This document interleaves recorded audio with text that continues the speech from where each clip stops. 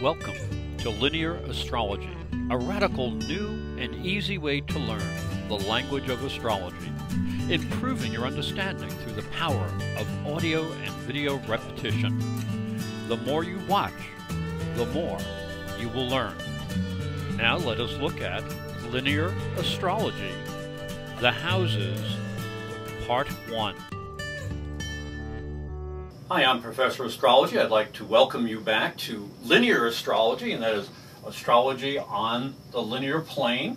This is exactly the same as the circle, just makes it a little bit easier to read left to right. That is how you've learned everything in your life. What I like to do when learning about the houses in the beginning is to break them up and use the key words that go with the signs that rule these houses or that are naturally in these houses. So the first sign is Aries. It's usually associated with the first house naturally, and the key words usually are I am, I have, I think. I changed this a little bit.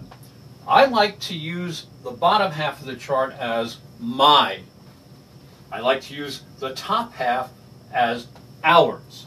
So these are my energies. These are energies I share with others. So what we're going to do is we're going to pull in a little bit here, tighten up a little bit. Let's see how this looks. There we go. So you can see the chart a little bit better. And so you have the first house, or the sign of Aries naturally, and that is my projection, how I put my energy out to other people.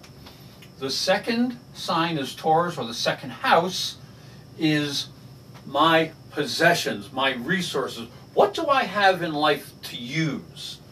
The third is the natural sign of Gemini, and this is the house of how we think, how we assimilate the knowledge we get, and then how we communicate that, how well we can do that, how we can get that to touch with other people that are around us. So that's my ability to think and communicate.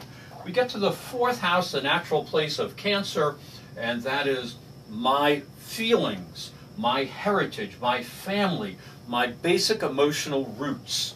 We get to the fifth house of Leo, and this is how I can create. So my creations, my romantic abilities, my ability to bring children into the world. So anything that we can create through mind or body usually is associated with the fifth house, the sign of Leo. Now something very interesting happens. Yes, we are still on the bottom half. This is a my house, but it's now my ability to be able to begin to transform, to begin to move outward. So this is how my service, my work, my health, my ability to serve others begins here, because we're going to transition up to the top half of the chart. We'll come back and we'll talk about that in the second half of these hints. I'm Professor Astrology, and there's another tip on how to learn astrology, and I'll be back with a lot more. Want to learn more about astrology?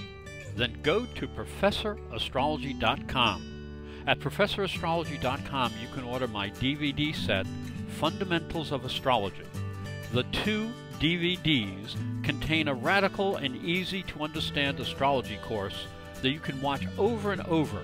Remember, you watch and you learn astrology only at ProfessorAstrology.com.